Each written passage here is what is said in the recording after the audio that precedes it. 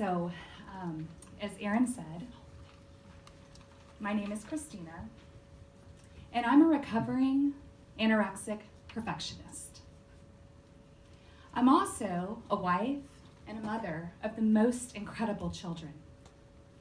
My 10-year-old son, Alexander, is smart as a whip and has the compassion of Gandhi most days. My 5-year-old twins, Andrew and Anastasia, are funny and smart and kind beyond their years. How is it possible that they're so incredible, damn near perfect, coming from someone like me? I guess you can see why I consider myself to be recovering. It's this type of thinking that plagues the inner dialogues of a serial perfectionist who is riddled with anxiety most days. Most people that know me consider me to be the life of the party. My husband says that I can light up any room with my smile. He thinks very highly of me, too highly most days. He thinks I'm capable of anything, and he calls me things like brave and courageous. You'd likely never guess it looking at my smiling face tonight.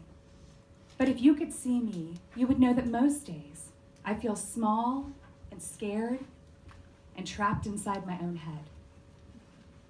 Most days I wake thinking of what I should or shouldn't eat. A dread comes over me when I think about what pants will or won't fit.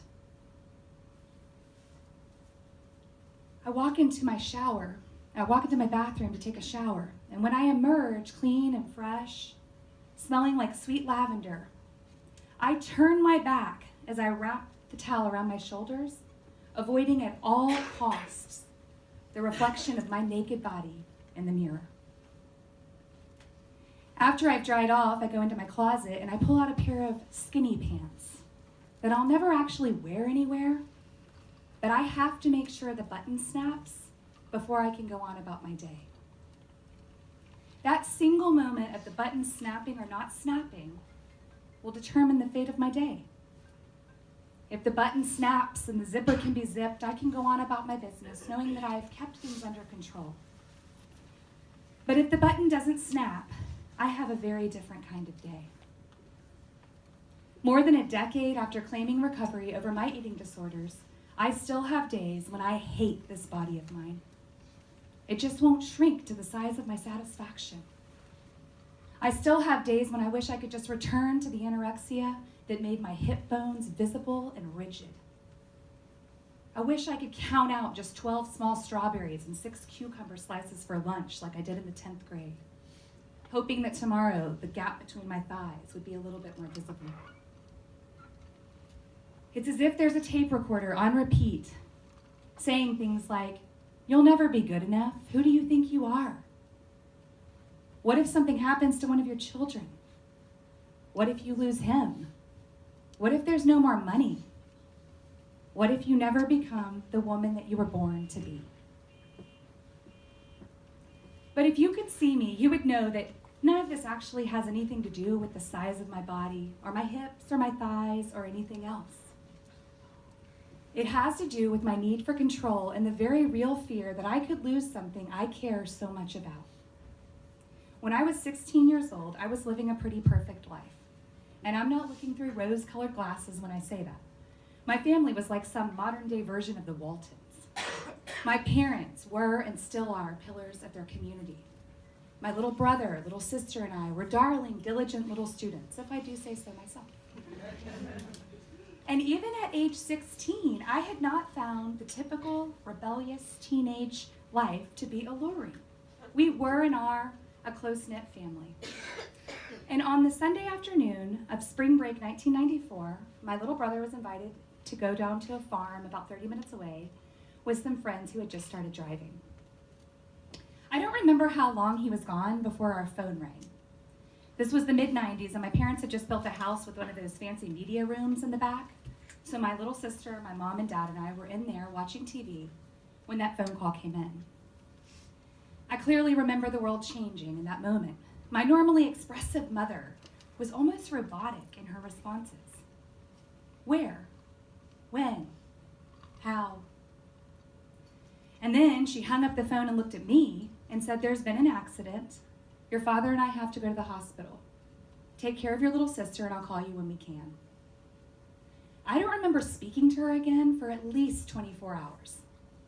I know I got up and took my sister to school the next morning, and then at some point, an uncle or a grandparent or someone showed up and said we needed to get to the hospital. Our parents would not be coming home anytime soon. My little brother, just days before turning 14, was brain dead and in a coma, where he would remain for weeks, machines keeping him alive. I remember walking into that hospital room and taking letters that our friends had written. I can still remember the buzz of the machines breathing for him, and I can see the sad, hollow faces of my mother and father. You know, nobody from the hospital staff ever really spoke to me or my little sister, who was not even 10 at the time. As someone who is now involved in children's mental health advocacy work, I think they were just waiting for him to die. You see, if he had died, they would have offered us grief counseling. They would have introduced us to child psychologists and suggested a support group for siblings. But the thing is, he didn't die. In fact, over the course of many long, hard months, my little brother had an almost complete and miraculous recovery. Today, he's a father and a husband. But trauma doesn't disappear when the miracle arrives. If you could see me, you would know that sometimes I am so scared of the beauty and depth of this life I've been given, I can hardly breathe. If you could see me, you would know that my need for control is as real to me as my need for air and water. But if you could see me, you would also know that even in the midst of all this fear and anxiety, I'm able to find a still small voice inside myself that quiets all that madness. You see, for me, the gift of my anxiety and eating disorders is the heightened sense of awareness and empathy that it's brought to my life. If I quieted those voices that told me not to look at my naked body, or that whispered in my ear something terrible might happen to someone I love, I'd be quieting the same voice that allows me to see the very face of God when I look into the eyes of my children. I'd be quieting the same voice that says, even though I am flawed and far from perfect, there's a kind and generous man that loves me and chooses to walk through life by my side. If you could see me, you would see me fighting every single day to hear that voice, the voice of grit and grace and courage that brings me out of those dark places and into the light day after day. Thank you.